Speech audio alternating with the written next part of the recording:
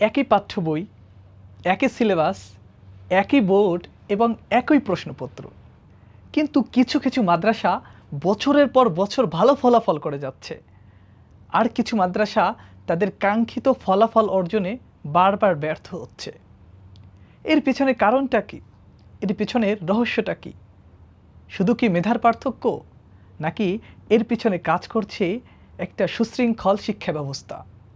আজকে আমরা ঢাকার স্বনামধন্য একটি মাদ্রাসা সম্পর্কে কথা বলবো এবং তাদের শিক্ষা ব্যবস্থা, তাদের সামগ্রিক নিয়মকানুন সম্পর্কে আমরা কথা বলবো, যে তারা কি স্ট্র্যাটেজি ফলো করে এবং তারা কি পদ্ধতি ফলো করে বারবার ভালো ফলাফল করে যাচ্ছে এবং শীর্ষস্থানীয় মাদ্রাসার প্রথম স্থানটা তারা দখল করে আছে। তো আসসালামু আলাইকুম রহমতুল্লাহ। আমি আবু তাহসিন হামিম, পড়াশোনা করছি ঢাকা বিশ্ববিদ্যালয় থেকে। তোমাদের মাদ্রাসার সিলেবাসটাকে সহজ করতে, সাবলীল করতে এবং তোমাদেরকে প্রতিটি স্তরে তোমাদের গাইডলাইন দিতে আমি বন্দি পাঠশালা থেকে যুক্ত হয়েছি। তো আজকের ভিডিওটা তোমরা সম্পূর্ণ দেখো, ইনশাল্লাহ তোমরা ভালো একটা গাইডলাইন পাবে এবং কিভাবে তোমাদের সিলেবাসটাকে আরও সুন্দরভাবে, আরও সাবলীলভাবে উপস্থাপন করতে পারবে এবং কোন কোন কৌশল অবলম্বন করলে তুমিও GPA 5 পেতে পারো এবং তুমিও তোমার স্বপ্নের বিশ্ববিদ্যালয়ে যেতে পারো। তো আজকে আমরা কথা বলছি তামিরুল মিল্লাত কামিল মাদ্রাসা নিয়ে। তোমরা সবাই কম বেশি এই মাদ্রাসার কথা শুনেছো, এই মাদ্রাসার কথা তোমরা সবাই জানো। কারণ যখনই ফলাফল প্রকাশিত হয়, দাখিল এবং আলিমের ফলাফল যখনই প্রকাশিত হয়, তখন আমরা নিউজ পেপারে দেখতে পাই যে তামিরুল মিল্লাত কামিল মাদ্রাসা দেশসেরা স্থান দখল করেছে। তো এর পিছনে কারণটা আমরা আজকে খুঁজবো। তো চলো আমরা একটু দেখি যে তারা কি ফলাফলটা করে। এই যে এখানে যে চারটা দেখতে পাচ্ছ, এটা বিভিন্ন ইন্টারনেট সোর্স থেকে নেওয়া হয়েছে, কিছুটা গরমিল থাকতে পারে। তো দেখো 2022 সালে যারা পরীক্ষা দিয়েছে, এদের মধ্যে 333 জন পরীক্ষা দিয়েছে, এর মধ্যে 128 জন GPA 5 পেয়েছে। দেখেছো? অর্থাৎ 40% স্টুডেন্ট তারা GPA 5 অর্জন করেছে। তারপরে দেখো 2023 সালে 111 জন পরীক্ষার্থী ছিল, এর মধ্যে 115 জনই A+ পেয়েছে। অর্থাৎ এখানে GPA 5 এর হার ছিল 38%। তারপরে 2024 সালে দেখো, 24 সালে হচ্ছে 51%, অর্থাৎ অর্ধেকেরও বেশি স্টুডেন্ট তারা GPA 5 পেয়েছে। তারপরে 2025 সালে দেখো, 25 সালে পরীক্ষার্থী ছিল হচ্ছে 405 জন, এর মধ্যে 211 জনই GPA 5 পেয়েছে, অর্থাৎ 55%। ভাবা যায়? অর্থাৎ অর্ধেকেরও বেশি ছাত্র তারা GPA 5 পেয়েছে। এর পিছনে কারণটা কি? চলো আমরা একটু বিশ্লেষণ করি। দেখো কেন এগিয়ে তামিরুল মিল্লাত। আচ্ছা, 1 নম্বর হচ্ছে কঠোর নিয়ম শৃঙ্খলা। অর্থাৎ তারা যদি কেউ ক্লাস মিস করে, অর্থাৎ ক্লাসে যদি অনুপস্থিত থাকে, তাহলে তারা স্বাভাবিক যে নিয়ম আছে, স্বাভাবিক নিয়মে আমরা কি করি, আমরা পরবর্তী ক্লাসে বসে যাই। কিন্তু তোমার যে অনুপস্থিতির হার আছে, এর উপরে একটা জরিমানা তোমাকে দিতে হবে। ঠিক আছে? একটা নির্দিষ্ট সময় আছে, অর্থাৎ এর চেয়ে বেশি যদি তুমি ক্লাসে অনুপস্থিত থাকো, তাহলে তুমি পরবর্তী যে বোর্ড এক্সাম আছে সেখানে তুমি অংশগ্রহণ করতে পারবে না। তাহলে এখান থেকে যারা আছে, তাহলে প্রত্যেকেরই কী করা লাগে, প্রত্যেকেরই প্রতিদিন দর্শে, প্রতিদিন ক্লাসে তাদের উপস্থিত থাকা বাধ্যতামূলক। আর যদি দুর্ভাগ্যবশত যদি কেউ কিছুদিন অনুপস্থিত থাকে, তাহলে তাকে নির্দিষ্ট একটা সংখ্যা জরিমানা দিয়ে তারপরে তাকে পরীক্ষায় বসতে হয়, পরবর্তী ক্লাসে বসতে হয়। তারপরে আরও বেশ কিছু নিয়ম শৃঙ্খলা তাদের আছে, ইনশাআল্লাহ আমরা পর্যায়ক্রমে সেগুলো আলোচনা করব। এর মধ্যে থেকে যে প্রথম নিয়মটা আমার পছন্দ হয়েছে, সেটা হচ্ছে শতভাগ তাদেরকে ক্লাসে উপস্থিত থাকতে হবে। তো কোনো ছাত্র যদি শতভাগ ক্লাসে মনোযোগ সহকারে ক্লাসে উপস্থিত থাকে, তাহলে তার সিলেবাসটা তেমনিই সম্পূর্ণ হয়ে যায়, তাই না? তারপর এক্সামের আগে, পরীক্ষার আগে তারা বিশেষ কিছু প্রস্তুতি নেয়, যেটা তোমারও নেওয়া উচিত। তো চলো আজকে আমরা দেখি যে তারা কি কি প্রস্তুতি নেয়, যেটা তুমি এতদিন নিচ্ছিলে না। প্রথম হচ্ছে বিগত বছরের যে বোর্ড প্রশ্নের পূর্ণাঙ্গ সমাধান। ঠিক আছে? অর্থাৎ তোমরা অবশ্যই সবাই জানো যে মাদ্রাসা বোর্ডের যে অ্যারাবিক সাবজেক্টগুলো আছে, অর্থাৎ আরবি রিলেটেড যে সাবজেক্টগুলো আছে এগুলো বিগত বছরের প্রশ্ন থেকেই প্রায় 80 থেকে 90%, এমনকি ক্ষেত্র বিশেষ 100% বিগত বছরের প্রশ্ন থেকে আসে। তো তারা কি করে, তারা হচ্ছে বিগত বছরের যে প্রশ্নগুলো আছে সেই প্রশ্নগুলো বারবার প্র্যাকটিস করে, যেটা না বুঝে সেটা মুখস্থ করে বারবার সেটা খাতায় প্র্যাকটিস করে। অর্থাৎ বিগত বছরে একটা প্রশ্ন তারা বাদ দেয় না। ঠিক আছে, বিগত বছরে একটা প্রশ্ন তারা বাদ দেয় না। তারা সাজেশন ধরে বিগত বছরের যত প্রশ্ন ছিল সমস্ত প্রশ্নগুলো তারা সলভ করে এবং সেগুলো খাতায় আবার প্র্যাকটিস করে।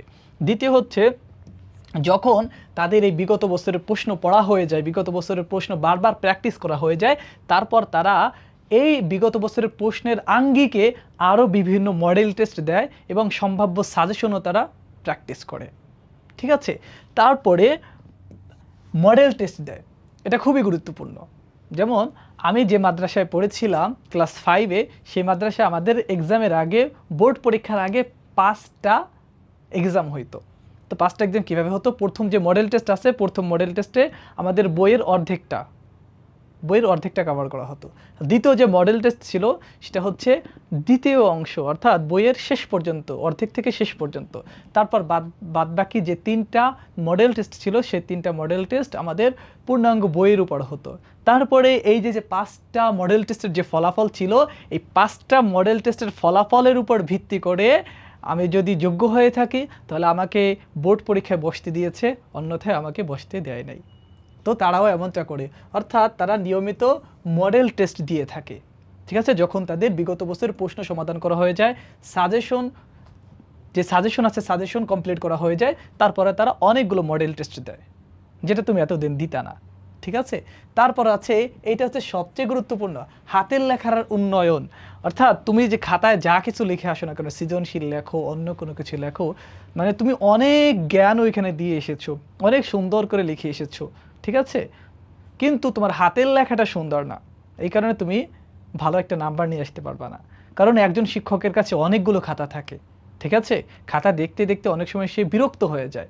তারপর যখন সে একটা ভালো হাতের লেখাযুক্ত খাতা সে দেখতে পায়, তখন তার মনটা ভালো হয়ে যায় এবং মন না চাওয়া সত্ত্বেও ওখানে অত নাম্বার চলে আসে। ঠিক আছে, এইটা খুবই গুরুত্বপূর্ণ, তোমার জন্য হাতের লেখা সুন্দর করা খুবই গুরুত্বপূর্ণ। আমি তোমাকে বলতেছি, তুমি হাতের লেখাটা সুন্দর করো, প্রতিদিন 1 লাইন হলেও তুমি প্র্যাকটিস করো, হাতের লেখাটা সুন্দর করো, প্র্যাকটিস করো। দেখবা তুমি যদি প্রত্যেক সাবজেক্টে 80 পেতা, তাহলে তুমি সেখানে 90 কিংবা 95 পেতে পারো। ঠিক আছে, অনেকেই বলবে হাতের লেখা কোনো ম্যাটার না, কিন্তু হাতের লেখা সবচেয়ে গুরুত্বপূর্ণ। তুমি খাতায় যা কিছু লিখে আসো না কেন, হাতের লেখাটা তোমার মাস্ট ইম্পর্টেন্ট। ঠিক আছে, হাতের লেখাটা সবাই সুন্দর করার চেষ্টা করবা। তারপরে আছে, দেখো এটা হচ্ছে আরও বেশি গুরুত্বপূর্ণ, অর্থাৎ তুমি খাতাটাকে কিভাবে সাজাবা। ঠিক আছে, সৃজনশীল যখন লিখবা তখন কিভাবে লিখবা।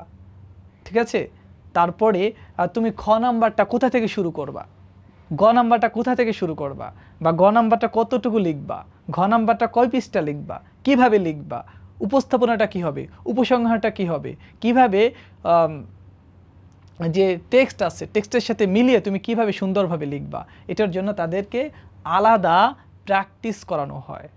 ঠিক আছে, এটার উপরে তাদের আলাদা প্র্যাকটিস করানো হয়, যাতে করে তাদের খাতাটা আরও সুন্দর হয়, আরও মার্জিত হয়, আরও সুন্দর হয়। ঠিক আছে, তো এইগুলো আমি তামিরুল মিল্লাত অনেকের সাথে ব্যক্তিগতভাবে কথা বলে এই যে সাজেশনগুলো আছে, তাদের পরীক্ষার আগে যে যারা বিশেষ প্রস্তুতি নিত, এগুলো আমি তাদের কাছে ব্যক্তিগতভাবে শুনেছি।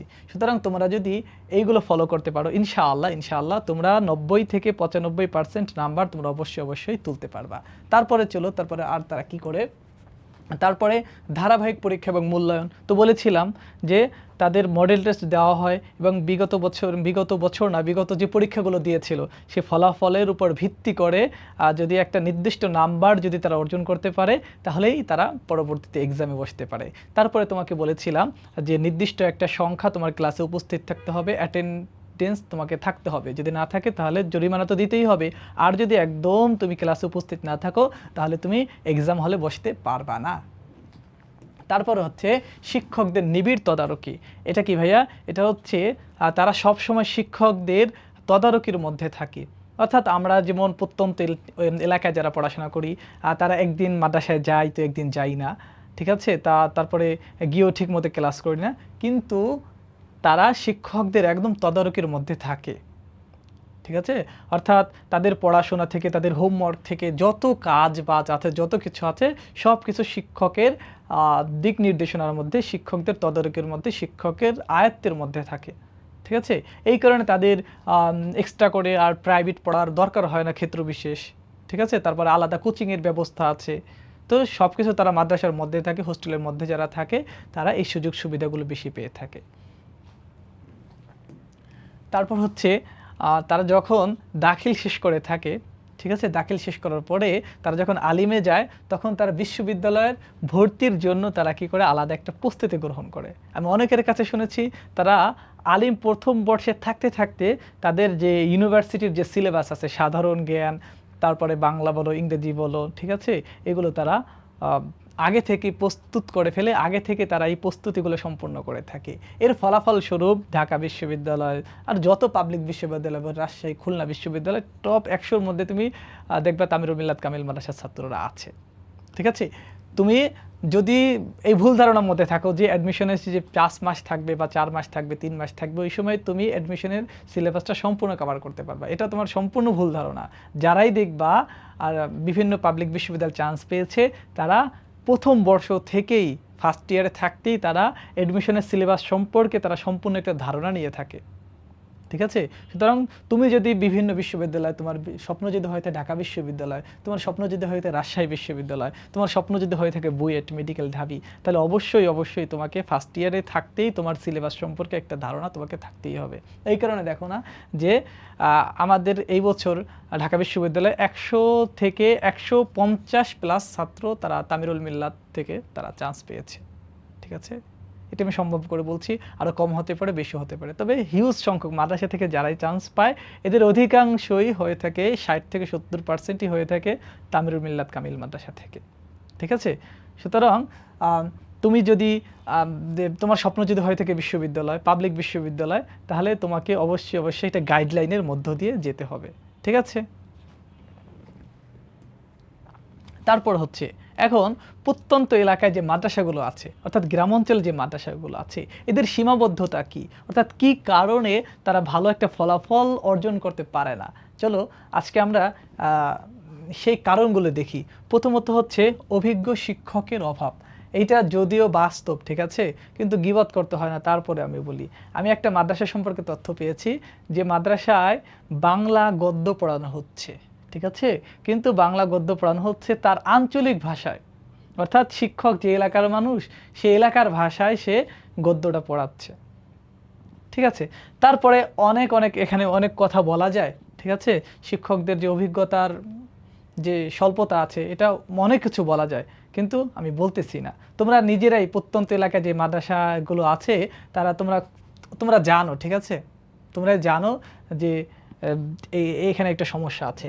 তারপরে নিয়মিত গাইডলাইনের অভাব, নিয়মিত গাইডলাইন পাওয়া যায় না, অর্থাৎ কিভাবে পড়তে হবে, কোন প্রশ্নগুলো সবচেয়ে গুরুত্বপূর্ণ, বা কিভাবে পড়লে সুন্দরভাবে একটা ফলাফল আনা যায়, কিভাবে খাতাটা উপস্থাপন করা যায়, ঠিক আছে, বা কোন বই থেকে পড়বো, কিভাবে পড়বো, কতটুকু পড়বো, এই পূর্ণাঙ্গ একটা গাইডলাইন তোমরা প্রত্যন্ত এলাকায় যারা আছো তারা পাও না। তারপর নিয়ম শৃঙ্খলার ঘাটতি।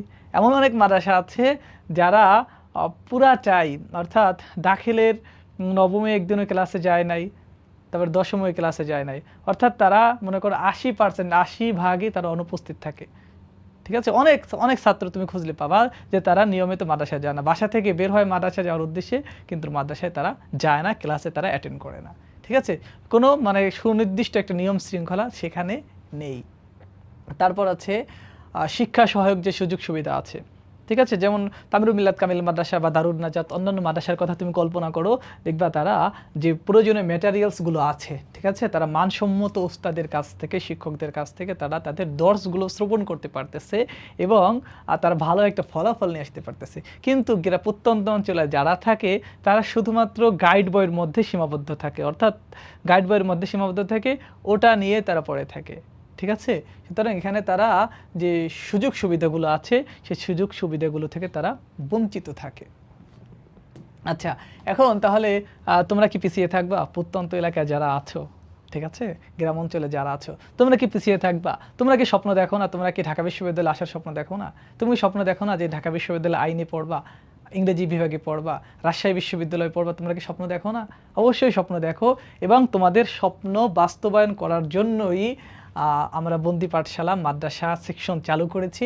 ইনশাআল্লাহ তোমাদেরকে বাংলাদেশের মধ্যে টপ নচ যে মাদ্রাসাগুলো আছে, টপ নচ মাদ্রাসাগুলো যেভাবে তাদের স্টুডেন্টদেরকে গাইডলাইন দিয়ে থাকে, আমরাও তোমাদেরকে সেই গাইডলাইন ইনশাআল্লাহ প্রদান করব। ঠিক আছে? অর্থাৎ তোমাদের দুর্বলতা, যে সেক্টরে তোমার দুর্বলতা আছে, অর্থাৎ আরবি তুমি বানিয়ে বানিয়ে লিখতে পারো না, বা ইংরেজি তোমার ফ্রি হ্যান্ড রাইটিং ভালো না, বা গ্রামাটিক্যাল যে তোমার দুর্বলতা আছে, সরফে তোমার দুর্বলতা আছে, তুমি আরবি এবারত পড়তে পারো না, বা অন্যান্য যে দুর্বলতাগুলো আছে, সমস্ত দুর্বলতাগুলো আমরা শনাক্ত করব এবং তোমাদেরকে আমরা ব্যক্তিগতভাবে গাইডলাইন প্রদান করব যে যে আব্দুর রহিম, তোমার এই জায়গায় ভুল আছে, তুমি খাতাটাকে এভাবে আরো সুন্দর করে লিখবা।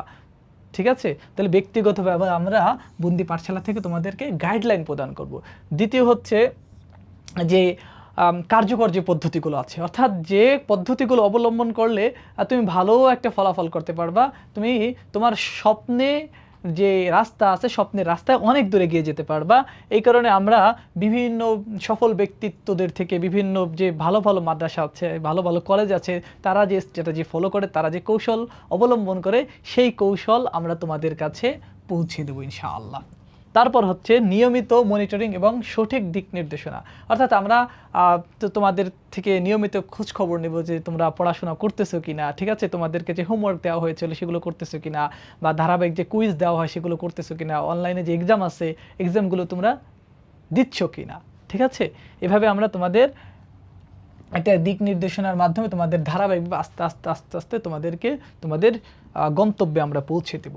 তারপর হচ্ছে সর্বোচ্চ ফলাফল, ভালো ফলাফল করার জন্য তোমাদের একটা একাডেমিক সহায়তা আমরা তোমাদেরকে প্রদান করতে যাচ্ছি। তারপরে হচ্ছে প্রত্যন্ত অঞ্চলে যে সুযোগ সুবিধাগুলো আছে, ঠিক আছে, যে সুযোগ সুবিধাগুলো তাদের নেই, সেই সুযোগ সুবিধাগুলো আমরা তোমাদেরকে বন্দি পাঠশালা মাদ্রাসা থেকে দিতে যাচ্ছি। আর বন্দি পাঠশালা মাদ্রাসা দেশ সেরা যে মেন্টর আছে, ঠিক আছে, দেশ সেরা মেন্টরদের দ্বারা তোমাদের বন্দি পাঠশালা মাদ্রাসা সেকশন পরিচালিত হচ্ছে। তো তোমরা এখান থেকে ইনশাআল্লাহ আশা করি ভালো ভালো অনেক কিছু পাবা। তো এই জন্য তোমাদের করণীয় হচ্ছে বন্দি পাঠশালা যে ইউটিউব চ্যানেল আছে সেটা সাবস্ক্রাইব করবা, আর বন্দি পাঠশালা যে ফেসবুক পেজটা আছে সেটা ফলো দেও, আর গ্রুপে একটু যুক্ত হয়ে যাও ইনশাআল্লাহ। আশা করি তোমাদের মাদ্রাসা যে সেক্টর আছে, তোমাদের মাদ্রাসা সেক্টরে আমাদের হাত ধরে ইনশাআল্লাহ একটা চমক আসতে যাচ্ছে। ঠিক আছে? তো তোমরা সবাই আমাদের পাশে থাকবা ইনশাআল্লাহ। তোমাদের যে স্বপ্ন আছে, স্বপ্ন পূরণে আমরা দৃঢ় প্রতিজ্ঞ। ঠিক আছে? তো সকলকে স্বাগত জানিয়ে সকলের উপর দোয়া রইল। তো আজকের ভিডিও এখানে শেষ করছি ইনশাআল্লাহ। এভাবে ভালো ভালো গাইডলাইন পেতে আমাদের সাথে যুক্ত থাকো। আসসালামু আলাইকুম ওয়া রাহমাতুল্লাহি ওয়া বারাকাতুহু।